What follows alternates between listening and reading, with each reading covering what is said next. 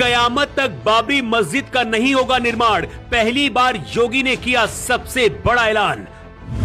बंगाल तक पहुंची योगी की गूंज, कांप उठी हुमायूं कबीर गैंग, बाबरी बनाने वालों को अल्टीमेटम।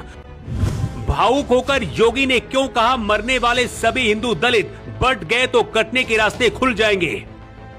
योगी जो फैसला लेते हैं उसके पीछे बड़ी वजह होती है। बाबरी का समर्थन करने वाले जब राम भक्तों पर लाठियां चला रहे थे, उसे योगी आदित्यनाथ ने बहुत करीब से देखा और महसूस किया है।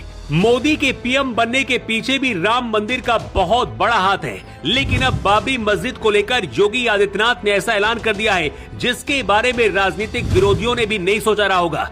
उधर बंगाल में जब नई बाबरी मस्जिद बनाने की तैयारी चल रही है, इधर योगी आदित्यनाथ ने ऐलान करते हुए कहा है कि कयामत आने तक भी नई बाबरी नहीं बनेगी।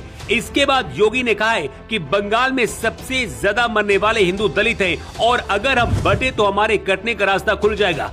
पूरे देश में यूजीसी विवाद और जातिगत राजनीति के बीच योगी ने ये बात क्यों कही है, उसे समझने से पहले कुछ और बातें आपको समझनी होंगी। योगी ने कहा है कि याद रखना, सनातन कमजोर होगा तो देश कमजोर होगा, देश कमजोर होगा तो सनातन के सामने अस्तित्व का संकट खड़ा हो जाएगा। जाति, क्षेत्र और भाषा उसके सामने कोई मायने नहीं रखेगी और इसलिए इस बात को ध्यान में रखना। योगी ने कहा कि इस बात को ध्यान में रखना है कि जो बांटने वाले लोग हैं, न जाति के नाम पर, न क्षेत्र के नाम पर, भाषा के नाम पर, इन लोगों से सावधान रहना। बांग्लादेश के मुद्दे पर ये सब मौन है। बांग्लादेश में जो मारे जा रहे हैं हिंदू, हर दिन आप सुनते होंगे एक हिंदू जला दिया गया, एक हिंदू के घर में आग लगा दी गई और इस तरीके की न जाने कितनी घटनाएं हो रही हैं।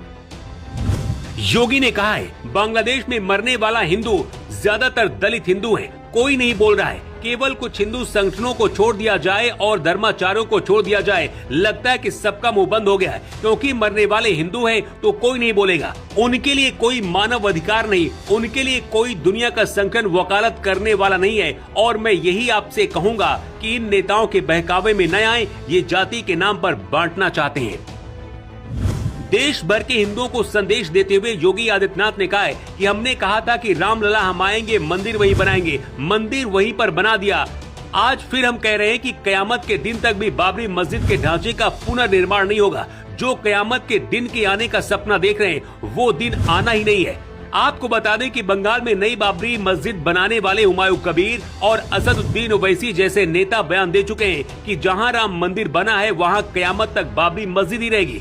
ये बयान आने वाले समय में फिर से देश को बांटने वाला है। ऐसे लोगों की सोच कितनी खतरनाक है कि भारत में अत्याचार करने वाले बाबर के नाम पर ममता बनर्जी के गढ़ में बंगाल में नई बाबरी बनाई जा रही है, जिसे बांग्लादेश और पाकिस्तान के कट्टरपंथियों का समर्थन मिल रहा है। बहुत जल्दी योगी आदित्यनाथ भी बंगाल जाएंगे, जहां सीधा ममता बनर्जी से मुकाबला होगा।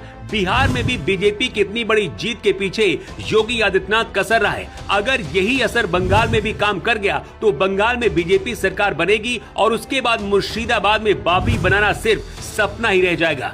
असम के मुख्यमंत्री हेमंत बिस्वा शर्मा पहले मियां मुसलमानों को असम से बाहर करने का ऐलान कर चुके हैं और लगातार घुसपैठियों पर कार्रवाई हो रही है।